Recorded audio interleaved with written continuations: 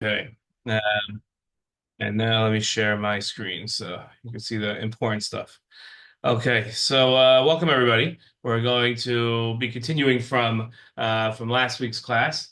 I'm not 100% sure if everybody here was there last week, but you should be able to follow even if you did not participate last week. If you weren't there last week, it shouldn't be too difficult. Last week we just went over to review. We went over the basics of the debate between the rabbis back before the state was created over the whether there should be whether Zionism was something that people should participate in, if the Torah community should participate in, or whether it should be something that they're not, they should stay away from. And today we see a lot of support among rabbis and among the Torah world for Zionism, Về but tôi it definitely, I'm sorry. để Okay, but it definitely was not like that always. If the first 50 years of Zionism, maybe even more, 95% of world Jewry, including religious world Jewry, rejected Zionism, saw it as a threat for one way or the other, and were not in any way, shape, or form Zionists. In fact, actively fought against Zionism, and that includes the many in the Torah world. And some of the what's fascinating is that some of the great rabbis that the Zionist Torah world looks up to were in fact anti-Zionists. And yeah, I always think to myself, if some of these figures could see, what the world would looks like today, some 100 years later, would they have changed? Would they change their minds? Would they take a different approach? We'll never know. The road, never they're not taken is impossible to know. But it makes things interesting to think about at least. So that's interesting. Okay, just ground rules. If anybody would like to ask questions or make comments, so please, I appreciate an interactive class much more than my talking. And so please, if you have something to say, either raise if you're on the Zoom, so just raise your hand on either on camera or there's a thing that you could push that shows me that you want to have. Either way, hopefully I'll notice you if you have something to say. Okay.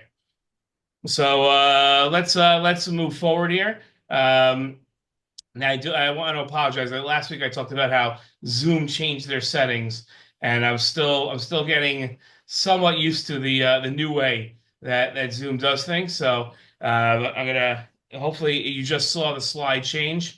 I'm hoping from what I'm sharing my screen. Can you someone just give a nod if the background just changed, like the picture behind me changed? It did. Okay, great. Good. Okay. So we're somewhat all the way. Okay. So what we're going to do is we're going to go back. I think it's very important whenever I give a class on Zionism to define Zionism. That's the first thing we're going to do because, like I said, there's no like a set definition, no objective definition of Zionism. Zionists never define Zionism for their movement. So that's number one. It's fascinating. Yesterday I gave a class like this one but somewhat different because everybody except for me, were anti-Zionists, mostly Arabs from around the world and anti-Zionists. So different crowd, but similar type of idea that we had to make sure we're all on the same page when it comes to the definition of Zionism, because otherwise you could be talking about two different things. So that's the first thing we're going to do. Then we're going to discuss what religious Zionism is. Good morning. What religious Zionism is and so that we understand when we talk about religious Zionist leaders what we're talking about, who we're talking about. Then we're going to talk about who are some of the leaders, and then today's class is going to focus in on two rabbis who you might have heard of, you might not have heard of, Rabbi Shmuel Sandler and Rabbi Rainis. And these are two rabbis who I call them the pragmatic rabbi Zionists or Zionist rabbis. They're more pragmatic, and we'll see next week what that means to be pragmatic. The other people weren't impractical, but these are people that focus their Zionism, and both of them actually were pre-Herzl. So these rabbis started Zionist movements before there was a Zionism. So when Herzl came around, we were here first. So I come from Fairlawn, New Jersey, where Rabbi Yudin was the rabbi for 50 years, and he used to always say, we had it first. So these rabbis would have said, we had this first. They were pre-Zionist before there was a Zionism.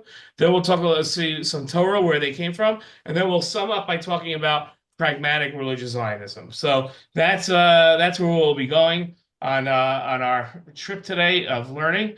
And there you go. Good, good. Okay, so this is like we talked about last week. This is the definition that I use in Zionism. Again, it is not there is no consensus definition of Zionism. There isn't a definition of Zionism that everybody agrees to. I think it does not exist. So this is what we use. It has four elements to it. It talks about the Jews as a people, not just as a religion. It talks about that the Jews have national rights. Okay, and not just individual rights and not just rights as a religion. You might find this interesting. It's not the topic of our discussion, but one of the questions that I got yesterday from, I don't know if he was in England or Iraq, but from one of the anti-Zionists that I taught last night was a question of, it was very interesting. Got right to the core. Why do Jews think that they're not just a religion, but they think of themselves as a nation?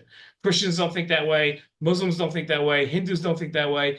And it was fascinating to see something that when I teach my let's say teenage or college age students, I always wish they would ask that question.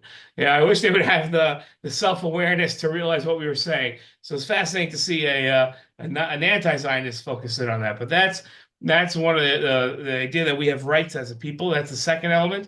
Third element is that one of those rights is self-determination. We get to determine what we do as a nation, and lastly, that we get to do all of this in our historic homeland, the land of Israel.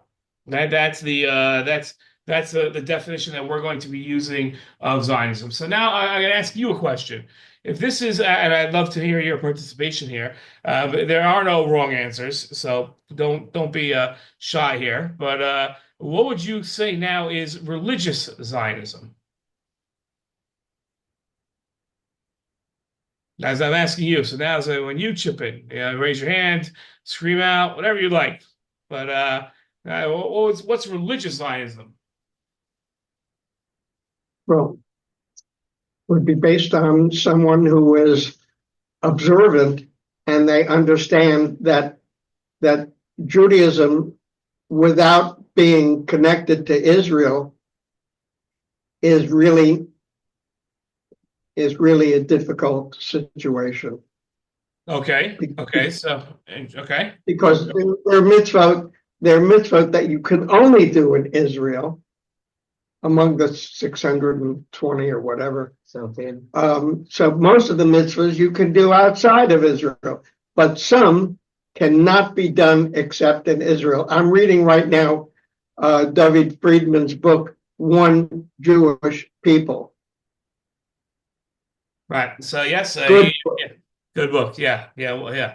So okay. Yeah. Very good. Okay. So it's an understanding that the Jewish people that Judaism should be observed in Israel. Okay. Good. Anybody else? No, no one else. No, that's the idea of religious Zionism. I guarantee if I asked everybody if in this class if they are religious Zionists, they'd all answer yes. So you have to have some sort of idea of what it means to be a religious Zionist, because I find it odd that you came to this class on pre-state religious Zionist leaders without being a religious Zionist yourself. So I'm not going to test anybody, but okay, we'll just chalk it up to shyness. Okay, so I don't have a definitive answer for what a religious Zionist is. I don't. There's no answer to that question. There's different, obviously, like everything else in Judaism, there are different streams of religious Zionism. So you'll have certain religious Zionists will think one way, certain others in Israel. Now you have different communities who all consider themselves religious, all consider themselves Zionist, but don't think in any way, shape, or form the same about religious life, nor do they think the same way about Zionist life, and nor do they think of anything the same way about religious Zionist life. And that's when you combine the two. Obviously, there's a way of looking at religious Zionism by saying religious Zionism is simply a religious person who is also a Zionist. So that's religious Zionism. It's just one more flavor added to the mix, one more element. There's another approach that, no, that's not what religious Zionism is. Religious Zionism is Zionism driven by religion, where I am a Zionist because I'm a Zionist because I am I am a religious person. That's why that's where my Zionism comes from. I find those two parts are one and the same, and that's another stream of religious Zionism. I'm not going to differentiate when I try to find religious Zionist leaders to talk about pre-state religious Zionist leaders. I'm not going to make that differentiation as the differentiation here. That's not going to be my focus. I'm going to look at three different types of religious Zionist leaders that we find. And again, there's a lot of differences. You know that anybody that teaches any topic can find different categories to create, but the three categories that I find when I look at Zionist leaders, you have pragmatic leaders, messianic leaders, and what I call optimist leaders. Okay, and those are going to be the three that we're going to look at over the next 3 weeks, hopefully, with God's help. That we're going to look at those three. This week we're going to focus on pragmatic leaders, and I'll explain what I mean by that. But that's going to really be our focus for today. So we find the next slide. This is a very, very confusing way of doing this, but give me 1 second here, and I will hopefully find it. If not, I'll just read it to you. But okay, so I actually don't see it here. Give me 1 second. I apologize for the delay. It's a picture of Coke. Okay, here we go. Okay, so there's an eminent Zionist scholar in Jerusalem. His name is Dr. Gil Troy. You might have read some of his books, seen some of his lectures. He's absolutely amazing, and I look at him as a role model in terms of a scholar that I go to for questions on Zionism, and he's incredible. And in a book that he wrote, which I highly recommend, called "The Zionist Ideas." So he writes the following. If you can see it, I'm not sure how clear it is for you. Don't worry, I'll read it out loud. Although many Zionists rejected rabbinic authority and structures, the Zionist movement was deeply, quintessentially Jewish. Religious Jews had been building a case for the Jewish return to the homeland long before Theodor Herzl in the 1890s or Moses Hess in the 1860s. Religious Zionists sought heavenly redemption and national redemption. Among the early leading religious Zionists, some paralleled the emerging Zionist conversation, yet remained distant. Others worked within the Zionist movement itself. Whereas most major secular Zionist ideologues hailed from Europe, some of the most passionate, naturalistic expressions of religious Zionism came from the Jews living in East. These Jews were of Sephardic Spanish heritage or of Eastern Mizrahi heritage, rooted in the Arab or Persian worlds. They were born Zionists, living in Arab countries that mostly resisted European enlightenment. Many more were born nationalist and religious, with fewer of the ideological gymnastics that divided Europe's Ashkenazi Jews. And Dr. Troy's point here is that all too often, when we picture Zionists and we picture, religious Zionist leaders, they're all Ashkenazim, right? They're all Ashkenazi European rabbis, and that's really where we focus our attention. The Rav Cooks and the Meir Bar Ilans and the Rav Soloveitchiks, they all have one thing in common. They're all white Ashkenazim who are not Sephardi. But if you look at Sephardi writing from the last 300-400 years, it is Zion. It's not novel Zionism. It's not something new that they added in. The discussions of Eretz Yisrael came in hand with their Judaism. So we look at this, and when we find a Ashkenazic Zionist rabbi, we get all excited. Like, wow, look at that. He talks about going back to Israel. And there's so many rabbis but for Sephardim and Sephardic Jewish scholars, of which there are as many as Ashkenazi. This is not, we're just a lot of us. I'm looking at the names, and Jacobowitz and Zilberman and Einbinder, and see, we're all Pilchowski. We're all Ashkenazim. I don't see a Sephardi in our group here. So a lot of times we don't know, or we're not familiar, I should say, with Sephardic literature, especially of the last 300-400 years.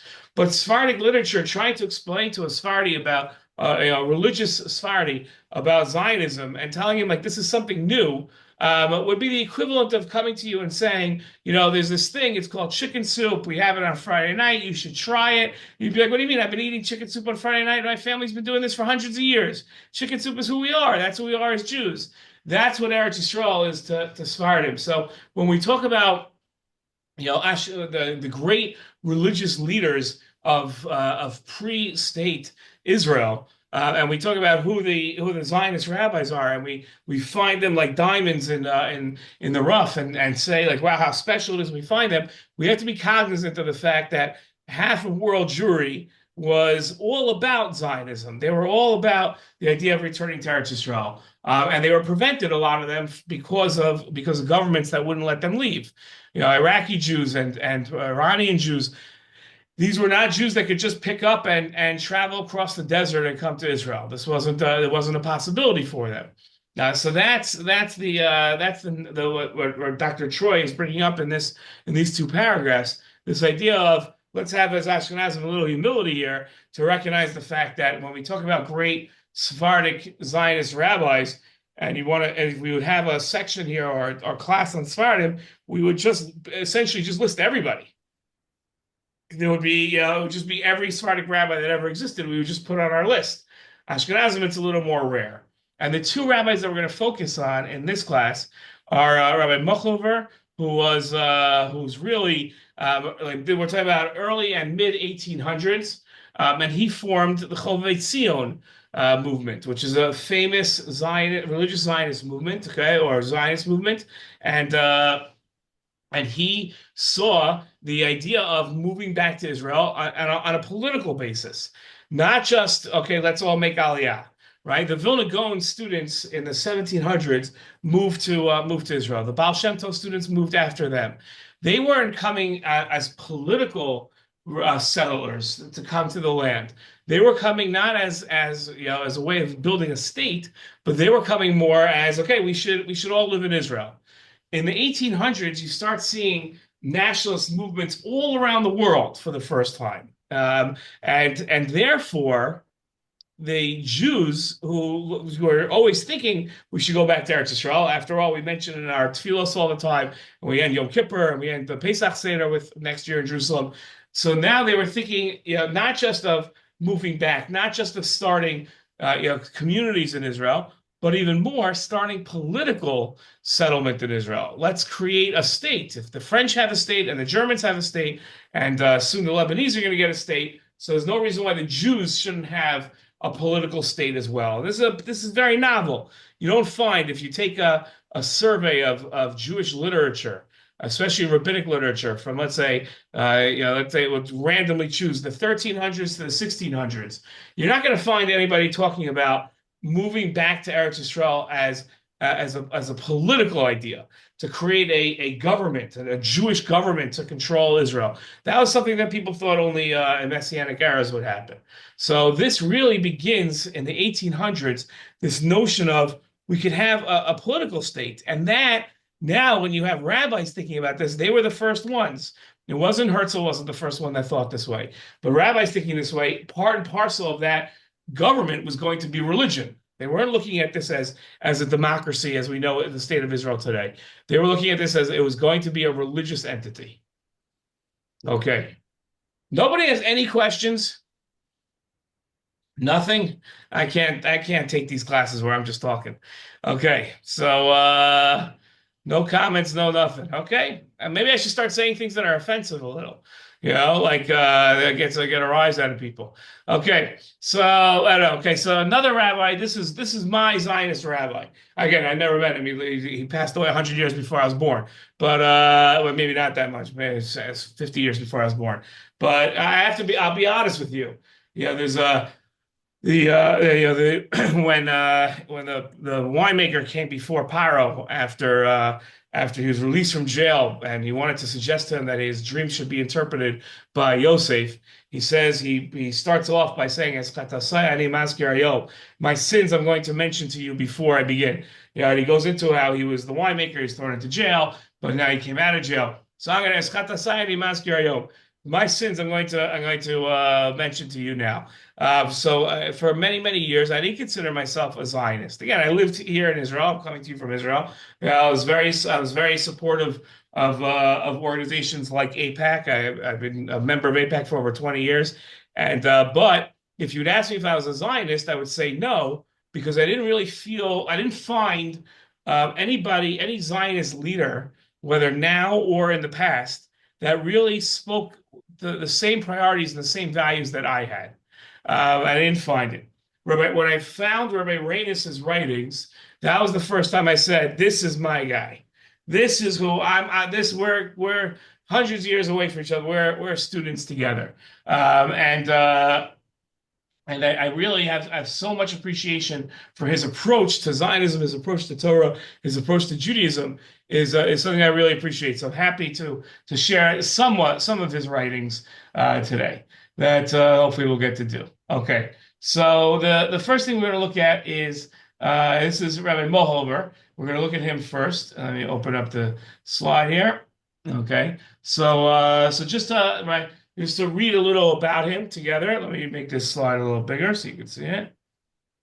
Okay, gives you a little background into him. Right?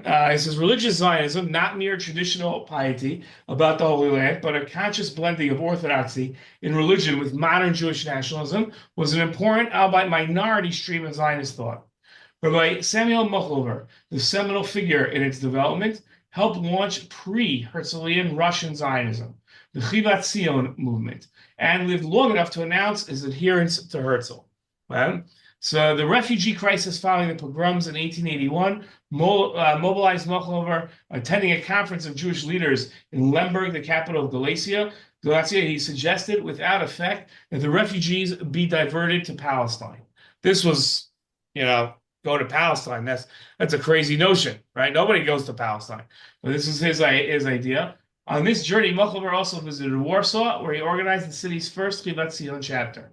Mochlover's decision to work with avowed agnostics on founding agricultural settlements in Palestine turned out to be the crucial turn in the history of religious Zionism.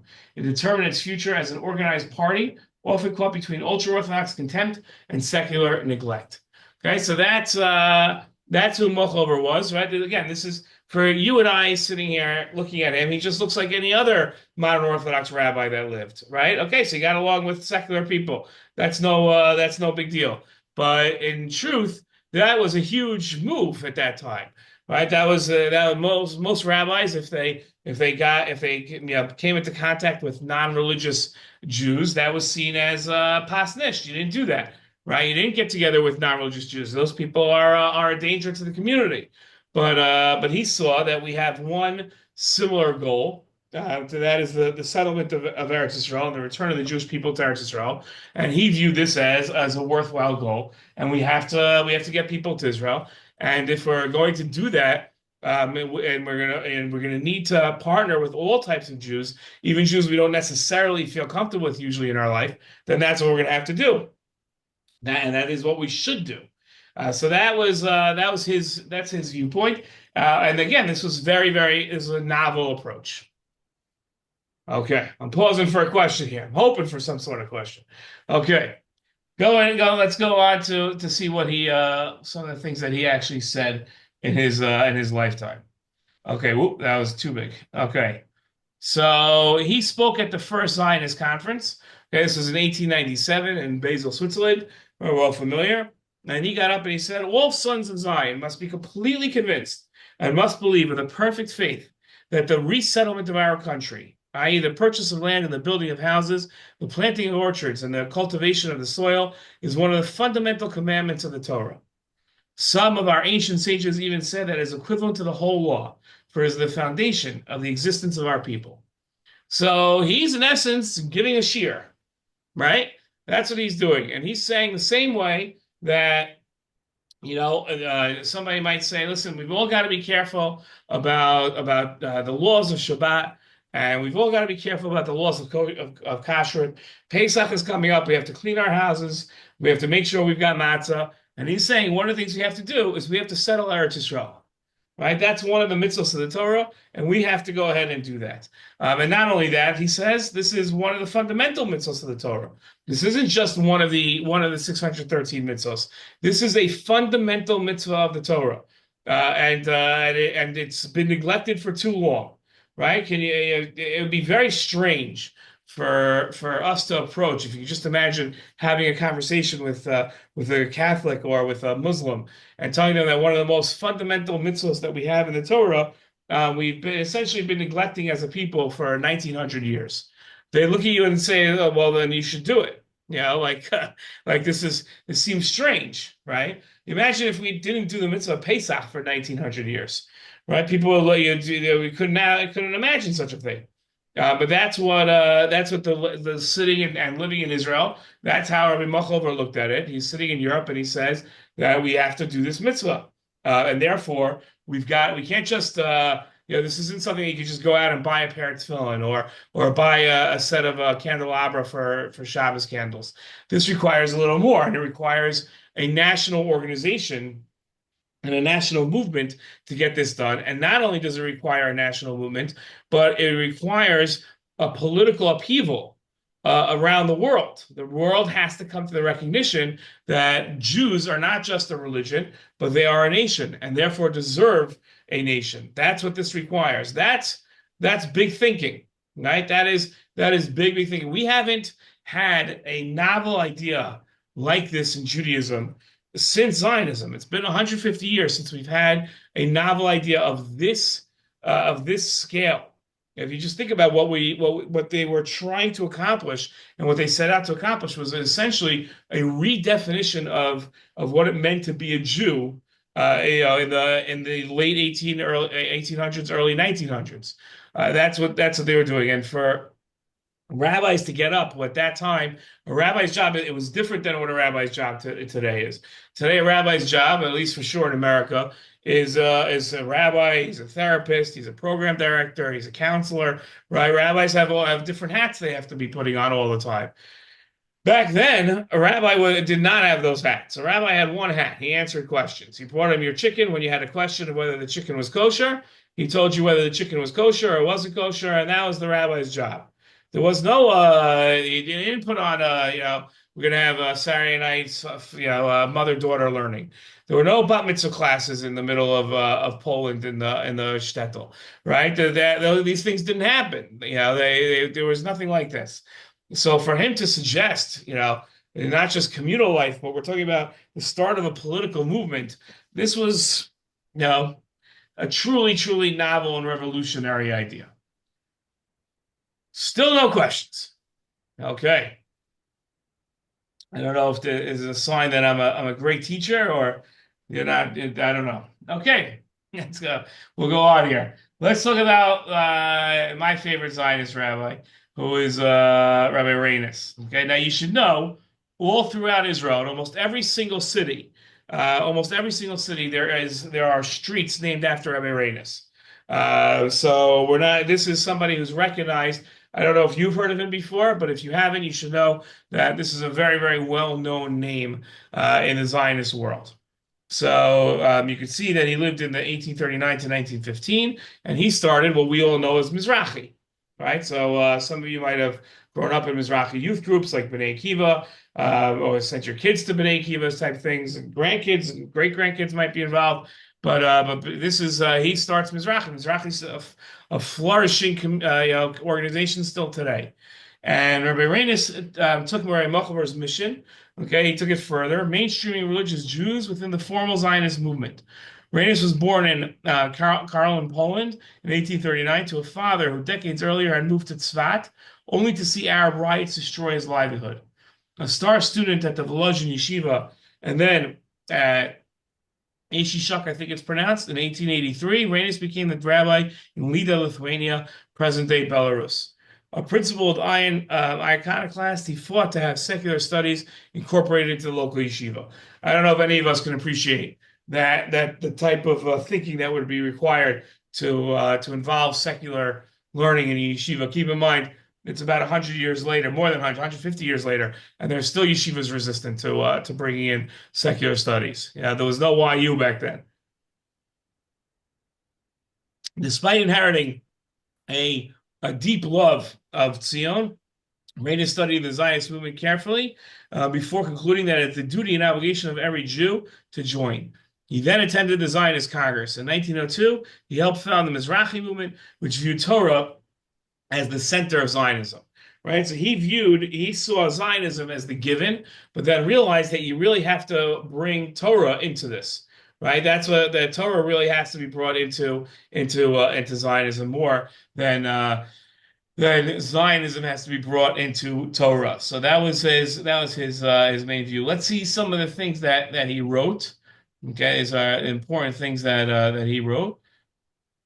Let me make it bigger so it's legible. Okay, so he wrote as follows: a fundamental basis of faith is to believe in the return of the people of Israel in their land.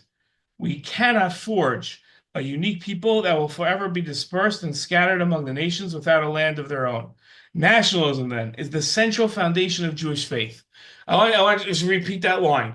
Nationalism is a central foundation of Jewish faith. You cannot imagine how many rabbis were standing up and saying that nationalism is not only is it not a central tenet of Jewish faith, but it contradicts Jewish faith. Okay, so this is really revolutionary. And even when the Jews are scattered among the nations, they are known as a special people because of their hope to return to their land. A special people with a special faith and a special religion can only be construed if they have a special land or a hope to return to their land. Because a religion and a faith emanating from the Holy One, blessed be He, will not command the people to suffer everlastingly. On this assumption, then, we conclude that faith in general and faith in redemption will be joined together, since one cannot exist without the other. The belief that Israel will return to its own land originates with the inherent relationship between Israel and the land, and with the promise that the Holy One, blessed be He, will give the land to His children. Such a belief instills a strong feeling of belonging between Israel and the land. Each and every Jew should consult his heart and recall all that has passed and occurred to our fathers in this land and how they sacrificed their lives and their blood was spilled like water upon it. Can such things not light his soul like burning coals in the heart with fire? One should always desire to spread his tent in the Holy Land. And through this, he will see Gan Eden and gain satisfaction to no end. Right? So that's Rabbi Reines, right? That there is an important principle here, and one that has to be followed, which is that we must move as a nation. We must move to Israel, right? That's the essential principle, an essential point of faith for the Jewish people is that they must be living in the land of Israel. Any comments? Okay. Uh, okay, so let's look at a little Torah here and see where they're coming from. Okay, so I'm going to bring up one pasuk again. Then we can talk about. We're talking about the Torah of living in Israel. We could be talking for a long time, but we'll just bring up one quick idea and see where they're basing their ideas from. So there's a pasuk at the end of Bamidbar that says, "Varashtem es haaretz," right? You shall inherit the land, v'yishavtem ba, and you shall settle in it. Ki lachem natati et haaretz l'reshet osa, because to you I have given this land to inherit it. Now there are many, many, many verses throughout the Torah that are very similar to this one, right? But this one, the Ramban, Nachmanides, said is unique and special. And how so? Look what he says. Al dati, says the Ramban, zu mitzvot asehi. The Ramban says this is one of the 613 mitzvos. Maimonides disagrees with him. Maimonides, who came before him, felt that living in Israel was not one of the 613 mitzvos. Nachmanides felt that it was. And he says, and he's critical of the Rambam. He writes harshly against the Rambam for omitting it from his list. He says, Yitzava osam shieshu ba'aretz v'yirshu osa ki nasna lahem. He says that he commanded us to settle in the land, to take it over, because it was given to them. Okay? And he says, "Lo yimasu benachas Hashem," and you shouldn't reject or reject is the I would use as a good word for it today. Reject the portion of God. Okay. V'ilu yala al datam lalechet lechvosh eretz shinar or eretz ashur v'zuasam l'syashev sham yavru al mitzvos Hashem. And if the Jewish people as a whole would think to themselves, this is going to be the Uganda plan. If they would think that we should go and conquer and settle a different land, so let's say like Iraq or parts of Syria, so that would be a violation of the individual commandment. So nobody, I know I'm speaking to people in America, you shouldn't think that that the Ramban is talking to you when he says that you'd be rejecting the land of Israel. It's not the individual can't reject the land of Israel, at least not in the legal sense, but it's the nation. If the nation of Israel would say, Israel's nice, a little hot in the summer, so let's take well, Paris seems good. Well, that's what we want our state to be. So that's a no-no. It has to be Eretz Yisrael as a nation. We have to look at there, and there's a mitzvah for us as a nation to take over the land, to settle the land, to build the land. Everything that we're doing here in Eretz Yisrael today is a fulfillment of this command. Right? When we build a new town, when we build in our city that we're about to build 365 new homes, we're very excited about it. The groundbreaking will be this year. So that is a fulfillment of this mitzvah, right? That's a great thing that we have to be able to fulfill this mitzvah. It's a great privilege. So that's where these rabbis were thinking. These rabbis were looking at this and saying, look, I don't know your name, I apologize, but in the Brooklyn Dodgers hat. So I like the hat. But when you brought up earlier, you said, religious Zionism is the idea that there are certain mitzvos that we can only fulfill in the land. 100% true. But I don't think that's what these rabbis were referring to as their imperative to move to Israel. I think they saw, and the Rabbi Reines we saw said it, that there's an idea that might seem foreign to us after 1900 years of exile, but is an essential idea to Judaism, that is nationalism. Nationalism is a part of our religion, not just a part of our peoplehood, but it's a part of us seeing ourselves as Am Yisrael, as the nation of Israel, not just a collection of individuals who happen to follow the same rule book, but rather we are a nation, and that nation has a homeland. And we have to center that nation inside our homeland, and we have to build it up. It's not enough for us to be here. Look, not to be too critical, but there were other people that lived in this land, and they never built the land up. They let it lay fallow. They did what they needed to do to get by in the land, but they never invested in infrastructure in the land. That's I have neighbors or Bedouins who live across the road from me, and they've been in their area, what they call the Hamula. They've been there for 40 years, and they've not invested 1 cent in infrastructure. They put up tents, the same tents for 40 years. They don't put in piping. They don't put in electricity. No, there's no infrastructure. There's no investment in the land. And we look at this and we look at our town, essentially started around the same time, some 45 years ago. And we look at everything. We've built roads, we've built schools, we've built everything that you need to live. And the difference is so stark. And I think the reason why is because when we came here with this idea of nationalism, to build us a country, to build us a state, to build us a land and a nation that we could come to and rule and govern and live according to our traditions and to our values. Rabbi Jacobowitz, go ahead. Yeah. I just wanted to make one comment that amplifies perhaps what you were just saying. I recently saw a film clip of Rabbi Soloveitchik giving a shiur a long time ago in the 50s, in which he said that when he visited Israel, he visited Israel only one time, 1935, he was struck by how desolate so much of the country was. And at first it depressed him. But then as he thought about it, he said it was an amazing gift from HaKadosh Baruch Hu. Why? Because for all those thousands of years, the land was not built up. The land was waiting for the Jewish people to return in order to then flower and become a wonderful habitat for us. And had it been able to be built up by all the people who lived there beforehand, it's likely that we would never have been allowed to come back by the world. But because it was desolate and they didn't care about it, it was meaningless. So that paved the way. So it's Chasdei Hashem.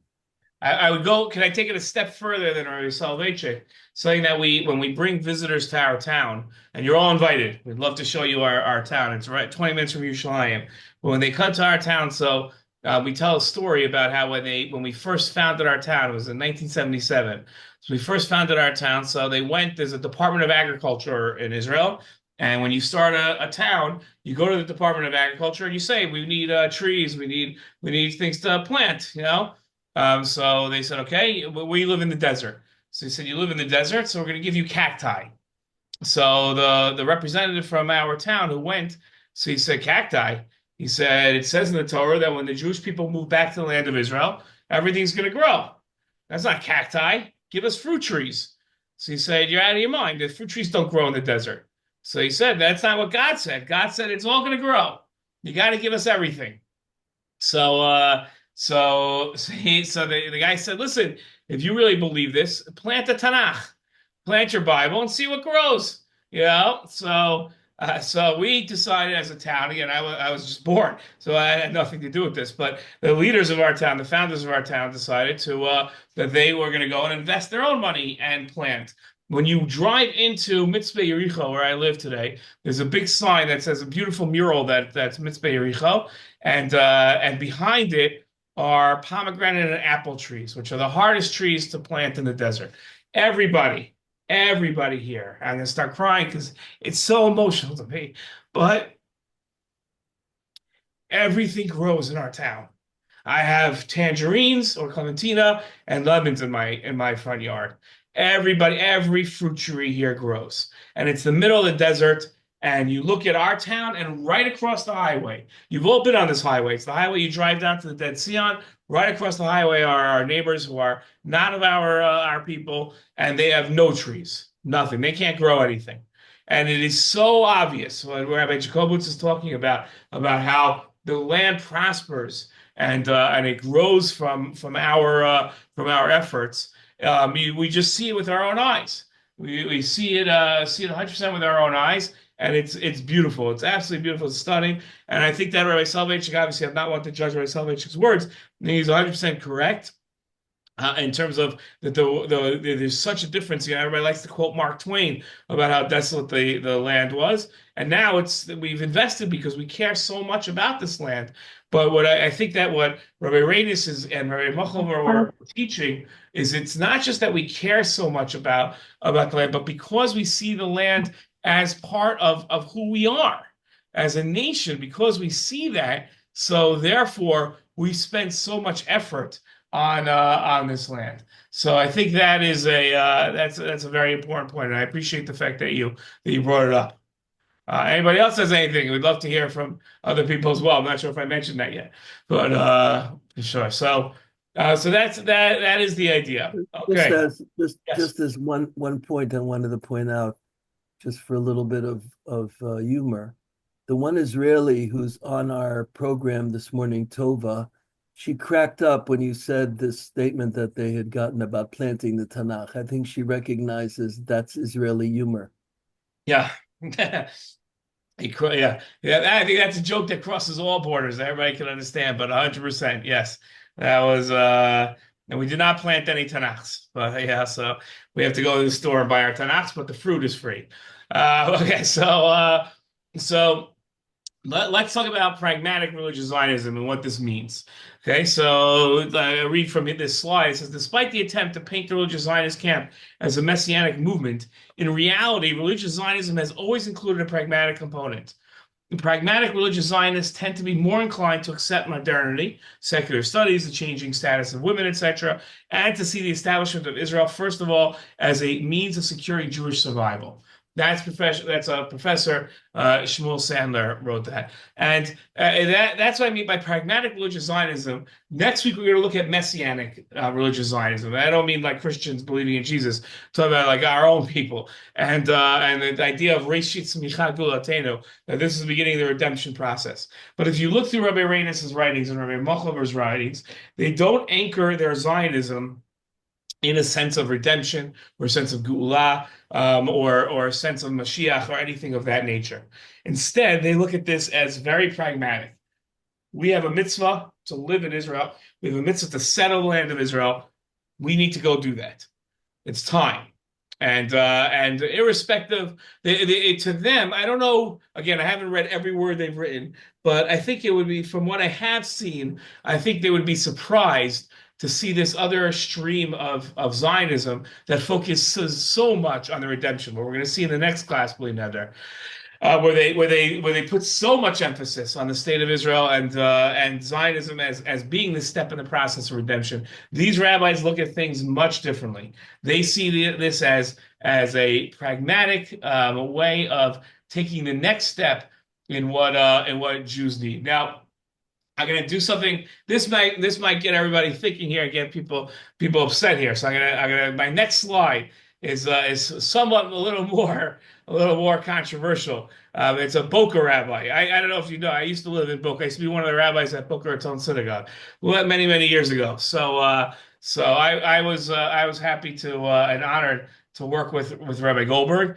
and then work for Rabbi Goldberg.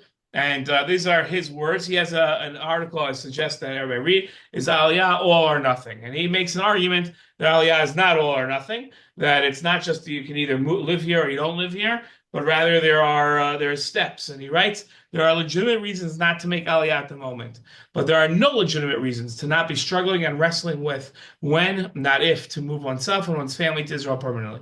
Doing so is not a favor or a gift to others, and it shouldn't come from guilt, shame, or fear.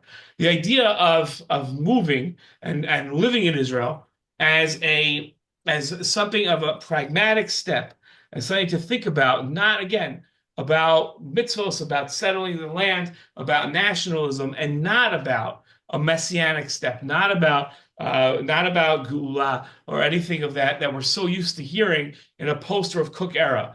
All of these rabbis had never met Rav Kook. They had, or if they did so, they did at the end of their lives. This was not the stream of thought that we're going to look at next week, where it's all about messianism and it's all about redemption. But rather, this is just very pragmatic. God told us, take over the land of Israel. God told us, live in the land of Israel, settle the land of Israel, and therefore that's what we have to do. And that's what this stream of rabbis, the founders of Mizrahi, the founders of Chovei Tzion. Today, Mizrahi is all about Mashiach and redemption and Gula, right? They look at all the Mizrahi publications that they put out, and that goes through and through. But I don't think Rabbi Reines would be happy. I think that he would look at this and say, what do you need all this for? This is not what we're talking about here. Mashiach will come when Mashiach comes. But that'll be our third class discussion. That's for next week. So I hope you'll show up next week. Thank you for coming to this class. Anybody has any last comments or questions? Now's your last chance.